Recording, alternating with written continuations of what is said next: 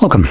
In front of me is a OnePlus 12R, and today I'll show you how you can enable and also set up your Do Not Disturb mode.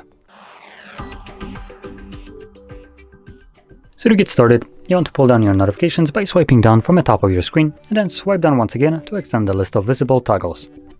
Next, we're looking for the Do Not Disturb mode, which for me is located on the second page, as you can see right over here.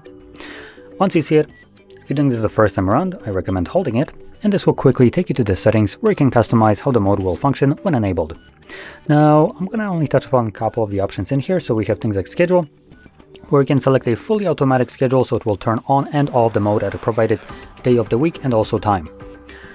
Next, going back, we have contacts. Here we can select who can call you or message you. And then we also have the last option, which is ring for repeated callers. So if someone calls you twice within a 3-minute period, they will bypass whatever you have selected right over here. Now, this might be a good option in terms of emergencies. Once everything is set, you can close this and you don't have to ever come back here again, as long as you don't want to change anything. And whenever you want to enable it, simply find the toggle and tap on it. Select turn on, and that's it. It's now enabled.